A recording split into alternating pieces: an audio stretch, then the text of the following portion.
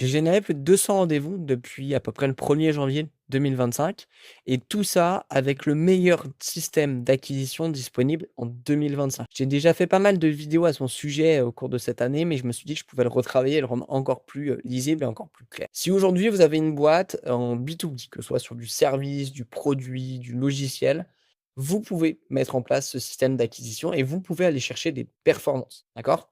L'idée, c'est simplement de bien comprendre quels sont les 4 piliers qui le composent, qu'on va venir détailler ensemble et comment le mettre en place.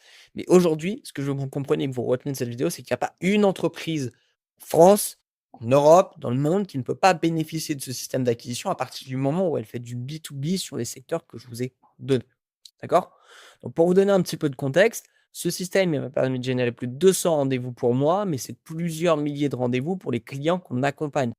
Ces clients-là, on les a tout simplement, onboardés sur le système d'acquisition. On a créé leur workflow qui leur permettent de prospecter de manière automatisée ou semi-automatisée et c'est tous les jours des rendez-vous qui tombent pour eux de manière efficace et prédictive. D'accord? Donc dans cette vidéo, je vais vous présenter en entier ce système d'acquisition. La barre des commentaires, elle est ouverte si vous avez la moindre question ou le moindre sujet que vous souhaitez traiter plus en détail. Mais je pense que cette vidéo va déjà vous donner une bonne idée, de ce qu'est ce système et comment il fonctionne. Donc, ce système, comme il est indiqué, il est composé de 4 piliers principaux. Ces piliers fonctionnent principalement en doublon, mais tous les piliers nourrissent les autres piliers aussi. Donc c'est un petit peu technique dit comme ça, mais quand je vais l'expliquer, ça va paraître un peu plus clair. Le premier pilier, c'est ce qu'on appelle de l'ICP Persona Fit. C'est ce que fait 99% des boîtes qui prospectent, d'accord? C'est le fait de contacter quelqu'un parce qu'il rentre dans votre cible. Je donne un exemple tout bête, votre cible, votre cœur de cible, c'est les boulangeries. Ben, à ce moment-là, faire de l'ICP Persona Fit, c'est de se dire, je vais contacter toutes les boulangeries de France en leur disant, coucou, mon produit, il existe, je suis là. Donc, aujourd'hui, l'ICP Persona Fit, si on regarde les stats et si on regarde les performances globales, on est en chute libre sur de l'outbound, c'est-à-dire de l'emailing, du LinkedIn, de la prospection à fond. Pourquoi? Parce que c'est devenu ultra facile d'accès. Donc, la plupart des boîtes qui prospectent font de l'ICP Persona Fit. Et forcément, qui dit augmentation de la concurrence, diminution des performances globales. OK? Ça ne veut pas dire que c'est un secteur et une approche qu'il faut totalement oublier, puisque c'est la meilleure approche aujourd'hui en 2025 pour faire du volume. D'accord? Et certaines boîtes ont besoin de volume. Simplement, c'est pas celle à privilégier si vous voulez aller chercher des bons ratios de performance, c'est-à-dire des taux de réponse de plus de 1%, 2%, 3%, 4%. Ça va être compliqué d'aller chercher beaucoup plus que ça simplement sur de l'ICP Persona Fit. D'accord? Donc, il faut accepter le fait de se dire, je vais peut-être contacter 100 personnes pour avoir entre 1 et 4 personnes qui vont me répondre positivement. Le deuxième, qui est lié avec une flèche, c'est ce qu'on appelle le LinkedIn Data. LinkedIn Data, c'est de la prospection ICP Persona Fit, puisque vous allez contacter des personnes qui rentrent dans votre site, bien évidemment, mais sur une base d'un signal qui a été émis volontairement ou non par une entreprise et qui vous laisse penser qu'elle peut avoir un intérêt, tout simplement pour vous, pour votre produit. Je vous donne un exemple tout bête. Pour moi, de l'ICP Persona Fit, ce serait aller contacter toutes les boîtes SaaS, startups de France, par exemple, incubées à Station F. De LinkedIn Data, ça pourrait être pour moi d'aller contacter toutes les boîtes type SaaS, startup incubées à Station F en France qui ont interagi avec mes posts LinkedIn. Pourquoi? Parce qu'il y a eu un signal qui a été émis, volontairement ou non, et qui me laisse penser que d'accord, ok, ils sont déjà familiers avec mon concept, avec ce que je propose, ils connaissent déjà ma tête, potentiellement qu'ils lisent déjà mes posts LinkedIn depuis plusieurs mois, et donc j'ai beaucoup plus de chances au moment où je vais prendre contact avec la personne cible dans cette boîte-là, de pouvoir enclencher une discussion que si j'arrivais tout simplement totalement à froid. Ok? Donc la différence entre l'ICP et Persona Fit et de l'Intent Data, c'est tout simplement que l'Intent Data, vous avez un signal qui a été émis. On va le traiter plus en détail par la suite, mais c'est hyper important de comprendre. Ensuite, on a ce qu'on appelle le social content, faire du contenu qui va être disponible sur des plateformes et qui va vous permettre de vous rendre visible. C'est aujourd'hui pour moi un indispensable en 2025, quel que soit votre secteur d'activité. Si vous regardez des vidéos Instagram, TikTok qui ont extrêmement buzzé ces derniers temps, on avait des personnes qui, lavaient des vitres, des personnes qui lavaient des tapis, des personnes qui lavaient des voitures. C'est des exemples qui me viennent en tête, mais c'est a priori des professions où on se dit: «Mais qu'est-ce que j'ai à poster sur un réseau social qui peut intéresser les gens?» Bah, en l'occurrence, ces boîtes-là, ils ont commencé à poster des vidéos de ce type-là. C'est des vidéos qui sont appelées vidéos satisfaisantes, ça fait plaisir à voir et force est de constater que leur chiffre d'affaires et leur business derrière sont les mieux portés parce que ça a donné aussi envie aux gens de faire appel à ces boîtes-là, tout simplement pour une raison unique qui est plus on voit un secteur d'activité et une entreprise, plus on a envie d'y faire appel si jamais on sent le besoin. Donc, imaginons avant cette période des vidéos des laveurs de voitures, je voyais ma voiture qui était crade, je me disais: «Je vais aller laver moi-même» ou «Je vais faire ça plus tard» ou éventuellement, «Je vais appeler quelqu'un si je le connais». Depuis que j'ai vu ces vidéos, je peux me dire, dès que je vois ma vidéo qui est sale, ça me fait un trigger dans mon cerveau et je me dis: «Attends, il faut vraiment que j'appelle une boîte qui fait ce truc-là», en fait, tout simplement. Et donc, en fait, l'objectif du social content, c'est vraiment de vous rendre visible, d'accord? De démocratiser ce que vous faites, parce que c'est pas parce que vous avez le nez dans le guidon et ça vous paraît évident ce que fait votre produit ou votre service que ça paraît évident pour tout le monde. Donc, ça permet vraiment d'éduquer un petit peu votre cible et ça permet de vous rendre visible. C'est toujours la même chose, mais pourquoi les téléréalités fonctionnent extrêmement bien? C'est parce que les gens, ils ont besoin de s'immiscer un petit peu dans la vie des autres, de mieux les comprendre, de mieux les cerner. Ça permet de créer de l'affect. Bah, le social content, c'est exactement la même chose, mais d'un point de vue professionnel, d'un point de vue business. Plus une personne va venir poster sur des sujets qui vous intéressent, plus vous allez interagir avec elle, plus vous allez créer de l'affect avec elle. Et donc, potentiellement, au moment où vous aurez décidé à passer à l'action, c'est vers cette personne que vous allez vous diriger. Et c'est l'objectif du social. Et puis après, on a le social ads qui consiste tout simplement à venir booster les posts sur lesquels vous avez le plus d'engagement sur le social content en ads. Bah oui, parce que du social content, ça peut potentiellement vous prendre du temps à réaliser. Ça peut vous demander aussi certains niveaux de moyens en fonction du type de production que vous faites. Et donc, ce serait un petit peu bête d'avoir un contenu qui surperforme comparé à d'autres, beaucoup de likes, beaucoup de commentaires, beaucoup de prises de rendez-vous, et pas se dire, mais attends, je vais aller le montrer à plus de monde. C'est une réflexion qui est ultra simple, mais qui est pourtant ultra efficace. Plus quelque chose plaît, plus vous allez le montrer. Tout simplement parce que ça vous permet d'aller générer plus de business derrière. D'accord? Donc, c'est le fait de booster vos meilleurs posts en ads. Et en fait, bah, ces 4 piliers-là, ça vous permet de cibler les bonnes personnes et au bon moment avec de l'intent data, plus d'avoir des bonnes personnes qui sont touchées par votre contenu. Et vous voyez ici, j'ai mis une petite flèche parce que l'ICP, Persona Fit et l'intent data sont vachement liés. C'est la même chose, c'est de la prospection. Simplement, il y en a un où il y a un signal et l'autre où il n'y en a pas. Et j'ai associé le social content au social ads, puisque pour faire du social ads, on a besoin de contenu. D'accord? Mais finalement, l'ICP Persona Fit est impacté par le social content et le social ads. Et votre social content est aussi impacté par votre prospection. Pourquoi? Parce que c'est un cercle, tout ça. Plus vous contactez de personnes en prospection, plus vous vous faites connaître. Et donc, potentiellement, même si ces personnes-là ne prennent pas rendez-vous avec vous, elles vont aller sur votre profil LinkedIn ou Instagram, elles vont regarder vos posts, elles vont s'abonner et elles vont suivre. Et inversement, plus vous faites de la prospection et plus vous avez fait de contenu auparavant, plus vous avez de chances que les personnes que vous prospectez, si votre contenu s'adresse bien à votre cible, bah, qu'elles aient déjà été soumises à l'un ou l'autre de vos contenus et donc c'est beaucoup plus simple de rentrer en contact avec la personne, que si elle ne vous connaît tout simplement pas. Donc à ce moment-là, on n'est plus sur une prospection totalement à froid, mais sur une prospection qui est un petit peu tiède. OK? Donc si on zoome dans tout ça et on rentre en détail, qu'est-ce que ça donne? Au départ, on a donc l'ICP Persona Fit. L'ICP Persona Fit, ça demande une segmentation qui est ultra précise. Pourquoi? Parce que si vous segmentez pas vos campagnes, vous allez faire de l'ultra massif. Si vous vous dites: «Moi, ma cible, c'est des boîtes de com en France», waouh, ça représente une volumétrie qui est assez importante. Et donc, ça nécessite de faire de la segmentation qui est très précise, que ce soit de la segmentation territoriale ou alors de la segmentation sur des critères parfois un petit peu plus sensibles, un peu plus touchy, d'accord? Mais l'objectif, c'est vraiment de se dire: «OK, si je contacte ces boîtes-là, c'est simplement parce qu'elles rentrent dans ma cible. J'ai pas d'intent. Donc il faut déjà que je rajoute quelque chose à ma prospection pour se différencier». Et donc il faut de l'innovation, il faut essayer d'avoir un message qui soit différent de vos concurrents. C'est ce que je dis toujours, si vous vendez des sites web, des boîtes qui font du site web, il y en a des milliers en France, si vous avez le même message, vous avez peu de chances de vous différencier, surtout si vous n'avez pas un signal d'intent. Donc essayez de vous différencier et surtout essayez d'ultra segmenter parce que c'est ce qui va vous permettre de faire des plus petits paquets et de potentiellement plus personnaliser votre copywriting pour donner une approche un peu plus intéressante. Une fois que vous avez segmenté, bah, du coup, vous allez vous faire un sourcing basé sur les critères spécifiques de vos cibles, d'accord? J'ai mis 3 fois les mêmes cases, c'est justement parce qu'il y a cette segmentation importante, d'accord? Et puis ensuite, une fois qu'on a segmenté, qu'on a trouvé des boîtes, bah, on vient enrichir avec des données de contact et des données informationnelles. Données de contact, c'est un email, un profil LinkedIn, un numéro de téléphone. Données informationnelles, c'est, l'âge, le sexe, la localisation de la personne, ce genre de choses, d'accord? On peut faire du copywriting qui est assisté par IA, d'accord? Ou essayer de rédiger certaines branches, certains éléments avec un peu plus de contexte. Et puis, bien évidemment, derrière, on a une prise de contact. Donc, vous voyez que grosso modo, ce flux-là, il est très simple. C'est vraiment aller chercher les bonnes personnes au bon endroit. Donc, pour ça, ça implique d'avoir bien évidemment les bons outils. Je vous en ai listé quelques-uns ici qui peuvent être intéressants. On a bien évidemment Sales Navigator, qui est la plus grosse base de données B2B au monde. On peut avoir du Faro, on peut avoir du Société Info, du Google Maps. On peut avoir du Clay, on peut avoir du Wapolizer. Alors certains me diraient, mais attends, ça permet de cibler avec des technologies spécifiques. Wapolizer, quelqu'un qui est sur Shopify, quelqu'un qui est sur HubSpot, c'est un signal d'intent. Bah, pas tout à fait, on va voir ça juste après.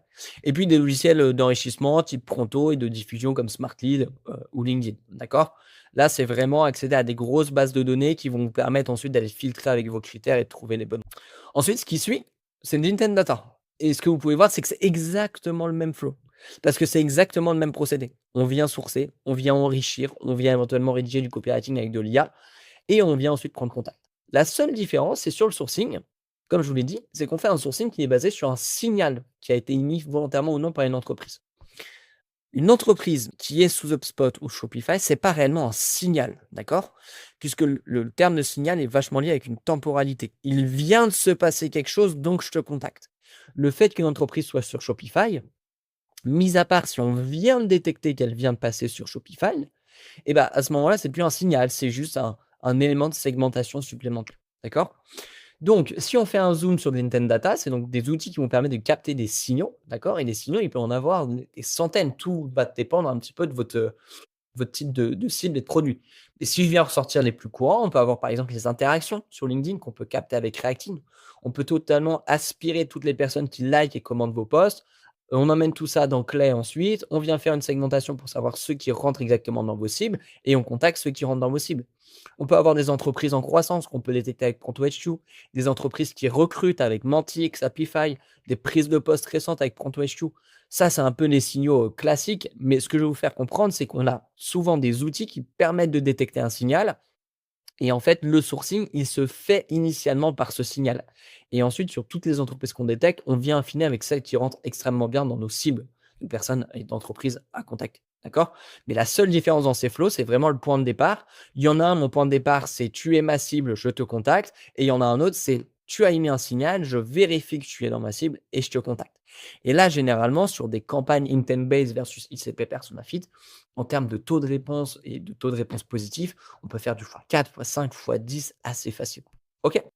La suite, c'est donc le social content. Le social content, assez simple, il y a des points à respecter. D'abord, quel est l'objectif de votre contenu? Est-ce qu'il est unique? Est-ce qu'il est multiple? Est-ce que c'est faire de la vente? Est-ce que c'est travailler l'image de marque? Est-ce que c'est travailler la viralité? Attention, c'est pas parce que vous avez un objectif de contenu pour un contenu que ce sera le même pour le contenu suivant, d'accord?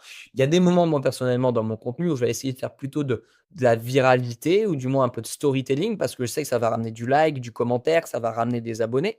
Donc, c'est pour faire grossir mon audience versus il y a des moments où je vais avoir des posts qui sont beaucoup plus techniques, qui sont là pour éduquer, d'accord? Et versus des posts qui sont là pour proposer plus en détail un service et qui sont là pour vendre. Donc, à chaque contenu, il peut avoir un objectif. Ce qu'il faut, c'est suivre forcément une ligne éditoriale spécifique. Donc, c'est-à-dire toujours plus ou moins aborder les mêmes sujets pour se construire une audience qui soit intéressée sur ces sujets-là, d'accord? Ensuite, on a les choix de plateformes. Moi, ce que je recommande, c'est toujours d'avoir 3 plateformes différentes. Pourquoi? Parce que ça permet de traiter des contenus différents, du contenu texte, du contenu vidéo, du contenu court, du contenu long, du contenu plutôt storytelling, du contenu plutôt éducatif. C'est important de se créer un écosystème où les personnes vont pouvoir potentiellement vous retrouver à différents endroits. Je vous donne un exemple tout bête. Moi, ma consommation de contenu, elle est assez simple. Le matin, j'aime bien aller sur LinkedIn, voir les contenus pertinents. D'accord?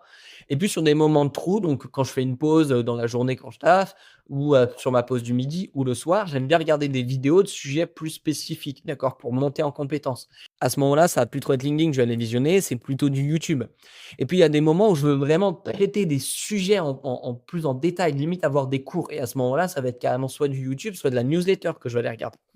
Donc typiquement, ça peut être 3 plateformes différentes, du LinkedIn, du YouTube, du mail pour de la newsletter qui vous permettent vraiment d'aller targeter votre audience d'une manière complètement différente et de leur apporter des contenus complètement différents. Ça permet aussi de les faire monter dans un funnel. Haut de funnel, LinkedIn, on vous découvre par un post storytelling, puis après quelques posts spécifiques. Milieu de funnel, on va aller sur YouTube, on va avoir quelques vidéos de vous faites parce que vous en poussez quelques-unes via vos posts LinkedIn. Et puis bas de funnel, bah, attendez, je m'abonne à votre newsletter parce que je veux recevoir toutes les semaines des informations, du contenu spécifique. D'accord? Donc, le choix des plateformes va pas mal avec la variété des contenus, des thèmes abordés, du format et de l'engagement demandé. Ce que j'appelle l'engagement demandé, il y en a, ça va être simplement consomme mon contenu, je te demande rien. D'autres, c'est consomme mon contenu et commande pour avoir quelque chose encore plus spécifique. D'autres, c'est consomme mon contenu et prends rendez-vous. Donc, c'est vraiment important aussi de déterminer quel est le type d'engagement que vous souhaitez avoir. D'accord? Donc, moi, typiquement, c'est ce que je vous disais. J'ai 3 plateformes spécifiques. Ma newsletter pour mon format long, mon LinkedIn qui est le cœur central, mon YouTube pour le plus technique. Et tout ça, ça interagit ensemble pour travailler sur les mêmes personnes, parce que j'ai des personnes qui consomment sur ces 3 plateformes et aussi faire venir directement des personnes depuis l'une ou l'autre de ces plateformes qui va ensuite consommer le contenu des autres plateformes. Ça me permet d'être ultra présent à différents moments de la vie et de la journée de mes prospects et encore dans l'objectif, je pourrais adapter des formats LinkedIn en format Instagram, TikTok, ça me permettrait d'être encore plus sur encore plus de plateformes. Mais au départ, je pense que 3 plateformes, ça peut être sympa à gérer et ça peut déjà vous permettre d'avoir du beau résultat. OK? Et donc après, on a le social ads. Le social ads, c'est assez simple, c'est prendre les 10 des posts les plus performants, ceux qui ont fait le plus de likes, plus de commentaires, plus de rendez-vous. Alors j'ai mis le top 10 mais ça peut être le top 1 le top 5 tout dépend bien évidemment du budget que vous pouvez mettre tous les mois, d'accord? Et puis après, on peut faire différents types de campagnes. Des campagnes lookalike qui ont pour but de faire croître votre audience. Par exemple, vous avez des abonnés à une newsletter, vous exportez cette liste d'abonnés, vous mettez cette liste d'abonnés dans Meta, par exemple, sur Facebook, qui va pouvoir aller chercher des audiences similaires. Et vous, votre objectif derrière, sur ce que vous allez diffuser en ads, c'est juste d'avoir des inscriptions à votre newsletter, d'accord, pour les faire rentrer dans votre fenêtre. Donc ça, typiquement, il y avait Scalesia qui faisait très, très bien à l'époque. Je ne sais pas s'ils le font encore maintenant, mais ça leur permettait d'avoir des inscriptions assez massives à leur newsletter qui s'appelle la missive et qui donc leur permettait d'avoir beaucoup, beaucoup d'abonnés pour très peu de moyens, finalement.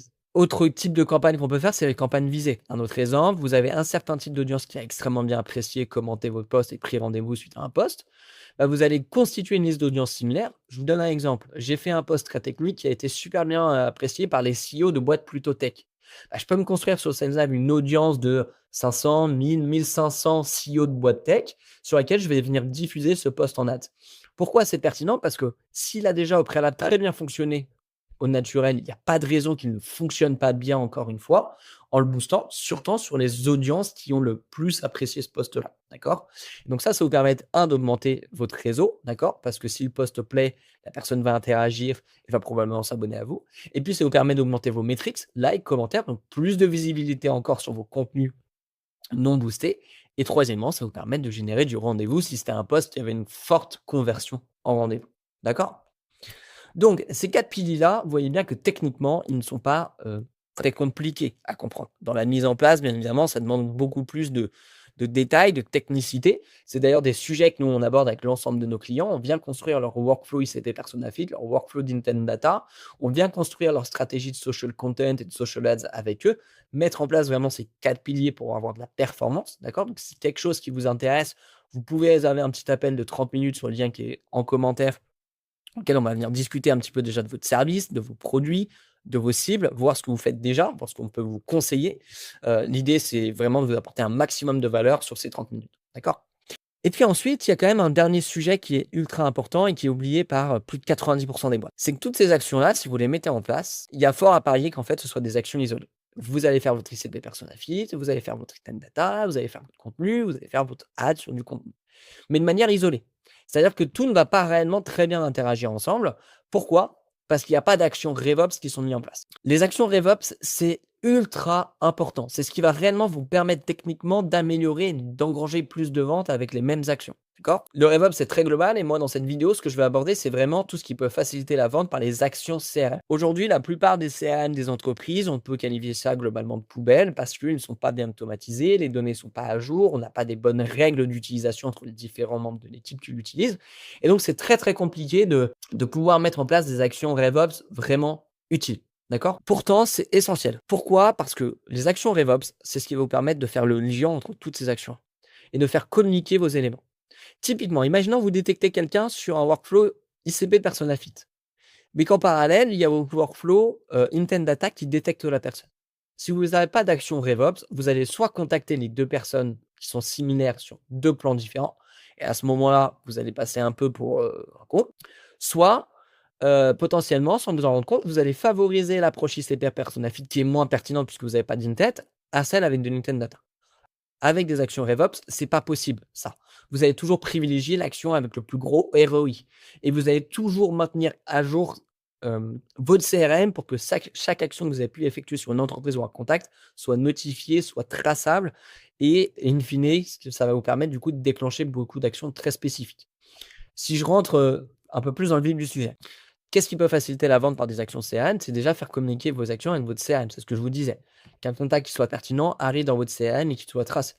C'est mettre sous surveillance vos champions. Vous avez probablement des anciens clients ou des top prospects qui peuvent évoluer au fur et à mesure du temps. Leurs données peuvent évoluer au fur et à mesure du temps, un changement d'entreprise, un changement de poste, et ça peut enclencher de la prospection. Ça peut être maintenir vos données à jour continuellement. C'est super important, mais si dans votre CRM, vous avez des données qui ne sont plus les bonnes, pas la bonne adresse, mail, pas le bon LinkedIn, pas le bon téléphone, pas la bonne entreprise, vous pouvez rien faire d'un point de vue sales derrière. Et puis débloquer des actions de nurturing fortes sur la base de l'évolution de vos leads. C'est vrai, un lead qui est dans votre pipeline de deal depuis 2 mois bloqué au même stage, c'est pas bon, d'accord? Et c'est souvent des choses qui se passent où on a des deals qui sont oubliés. Mais pourquoi pas ne relancer automatiquement en fonction du stage dans lequel il était, au sein de votre pipeline? Tout ça, c'est des sujets qui se travaillent, c'est des sujets RevOps, mais c'est des sujets qui sont hyper importants pour aller augmenter vos revenus in fine. Typiquement, voilà quelques exemples de flow, nous, qu'on a tendance à mettre en place chez la totalité de nos clients. On a d'ailleurs packagé une offre globale RevOps qui permet de mettre en place ces workflows, auxquels je vais vous en parler, juste un petit peu après. Le premier workflow, par exemple, c'est updater la fiche contact d'une personne dès sa création, une fiche entreprise. Très souvent, la plupart des entreprises, elles n'ont pas réussi à imposer à leurs commerciaux d'uniformiser la création de leur fiche de contact. C'est-à-dire qu'il y en a un qui va mettre l'email, d'autres le LinkedIn, d'autres ceci, d'autres cela. Ce qui fait qu'on a toujours des données manquantes et des fiches contact incomplètes. Une méthode très simple, c'est de créer une table webhook sur Clé dans laquelle on envoie la donnée de votre CRM dès qu'il y a une fiche contact qui est créée. Ensuite, on va venir identifier les éléments manquants, d'accord? Est-ce que c'est l'email? Est-ce que c'est le LinkedIn? Est-ce que c'est ceci? De là, on va essayer d'enrichir la donnée et de récupérer la donnée par différentes cascades d'enrichissement. Et pour la donnée qu'on récupère, on vient l'unifier avec la donnée initiale, on vient repush ça dans la fiche contact. Tout ça, ça permet d'avoir des fiches contact qui sont continuellement uniformisées et enrichies. Ça peut être vérifier la validité des données CRM, d'accord? De manière semestrielle ou trimestrielle, faire un gros check-up sur vos datas. Est-ce que les emails sont bons? Est-ce que les noms de postes sont bons? Est-ce que les entreprises sont bonnes, etc. Tout ça, pareil, on transfère vers Claire, on vient faire de multiples enrichissements et on repousse la data. Du scoring, une qualification de lead. Imaginons que vos sales, ils ont une liste de 1000 leads à contacter. Est-ce que ce serait pas pertinent de se dire quels sont les leads les plus pertinents sur lesquels mettre le plus d'action, le plus de force au quotidien? D'accord? Donc tout ça, ça passe par du scoring avec les données qu'on a sur les personnes, créer un système de scoring pertinent, d'accord? Sur la base des anciens clients signés, sur la base des retours de vos sales. Si par exemple, ils vous ont dit que les boîtes tech à Paris, entre 20 et 40 salariés, ça signe super bien, attribuez plus de points à une boîte tech à Paris entre 20 et 40 salariés. D'accord? C'est aussi simple que ça. Et puis, des workflows de détection et fusion des doublons. D'accord? Ça, c'est ce qui vient réellement pourrir en mode CRM. À partir du moment où il y a un doublon, il faut qu'il soit détecté, fusionné. Il faut que votre CRM il soit propre. Et ça, c'est des workflows qu'on peut mettre. Donc ça, typiquement, c'est des workflows que l'on met en place pour l'ensemble de nos clients. Et on a mis un package en place qui est le package RevOps. D'accord? À partir du moment où vous êtes sur un CRM autre que Salesforce, donc un HubSpot, un Pipedrive, un Pipecall, un Ratio, etc., on peut venir mettre en place tous ces workflows-là de manière ultra spécifique pour s'assurer que déjà toutes vos données soient à jour et communiquent bien constamment. Une fois que ça c'est fait, on peut se concentrer sur des workflows très spécifiques d'acquisition parce que vous êtes sûr que vous n'aurez pas de déperdition de données. Donc si ça vous intéresse, le même lien de prise de rendez-vous en commentaire. On se fera un plaisir de vous présenter ça et surtout de vous montrer quel peut être l'intérêt pour vous de mettre en place ces workflows-là. Et puis ce qu'on peut avoir aussi, c'est des séquences de nurturing, d'accord? C'est vraiment des séquences basées sur le statut de vos leads dans votre CRM. Par exemple, post-téléchargement, on fait venir les contacts qualifiés dans votre CRM qui vont télécharger et on leur envoie un email spécifique, d'accord, pour rentrer en contact avec eux et lancer la boucle de prospection. On peut avoir la réactivation de prospects dormants. C'est ce que je vous disais, potentiellement un deal stage qui stagne depuis très longtemps, c'est pas bon. Comment on les relance de manière spécifique? L'onboarding d'utilisateurs freemium, si vous avez une solution SaaS, par exemple, quelqu'un est venu s'onboarder tout seul, il s'est inscrit tout seul sur un modèle freemium. Comment vous pouvez lui envoyer des mails qui vont l'aider à mieux comprendre votre produit, mieux l'utiliser, donc plus satisfait et passer sur un modèle premium. Rétention et prévention du churn. Si vous voyez que vous avez des abonnés, par exemple, qui ont une diminution assez importante de leur utilisation de la plateforme, ça peut être intéressant de les relancer pour savoir, ça peut être intéressant de faire un call avec eux pour voir ce qui leur manque, pour voir ce qui ne leur plaît pas et donc pouvoir les garder. Ça, c'est pareil, c'est 4 exemples de séquences de nurturing, mais il peut en avoir des dizaines, des centaines différentes en fonction de votre produit, de votre captation des données et ce que vous voulez en faire. D'accord? Mais ce que je veux que vous compreniez, c'est que globalement, sans les actions RevOps, votre système, il est performant. Déjà, de base. Pourquoi? Parce que vous allez prospecter avec des signaux précis, vous allez aller trouver et sourcer les bons leads au bon endroit pour votre ICP Persona Fit. Vous allez créer du contenu qui va apporter de l'attraction, d'accord, qui vous permet de générer du rendez-vous et vous allez booster vos meilleurs posts avec de l'ad. Donc déjà, on a un système qui est performant et qui est bien meilleur que 90 des boîtes du marché. Mais si vous intégrez ces notions DevOps dont on a parlé, alors ce système, il devient excellent et imbattable. Pourquoi? Parce que toutes vos données sont centralisées. Toutes les interactions sont captées, sont tracées. Et finalement, derrière, c'est plus qu'un enjeu de volume, de qualité, d'itération, comment on améliore continuellement son contenu, comment on améliore continuellement les signaux contracts, comment on améliore continuellement le copywriting de nos campagnes. Mais si vous avez ça qui est mis en place, vous avez une Rolls-Royce de l'acquisition. Et si vous avez un produit derrière qui parle, d'accord, vous allez valider votre product market fit, vous avez validé vos cibles. Et à ce moment-là, vous pouvez scaler sereinement et efficacement. D'accord? Et tous ces sujets-là, je le répète encore une fois, mais c'est ce qu'on met en place au sein de Prosbetter pour l'ensemble de nos clients, des boîtes B2B, de services ou des boîtes assez tech, type startup, scale-up, SaaS. On vient mettre en place ces sales machines et ces systèmes complets pour nos clients pour faire en sorte qu'ils aillent absolument tout détruire en acquisition et qu'ils aient la croissance qu'ils espèrent, c'est-à-dire une croissance à 2 chiffres minimum tous les mois. D'accord? Donc, si jamais vous voulez échanger avec nous directement, vous pouvez prendre un appel dans le lien qui est juste en dessous en commentaire pour venir échanger sur votre produit, sur votre service, sur votre statut actuel, ce qui fonctionne, ce qui ne fonctionne pas chez vous et surtout pour venir vous faire des recommandations qui seront applicables dès le lendemain que vous travaillez avec nous ou non. C'était un plaisir en tout cas de vous avoir pour cette masterclass et cette présentation de ce système d'acquisition 2025 qui est le plus performant possible et au plaisir de pouvoir bosser ensemble si c'est quelque chose qui vous intéresse.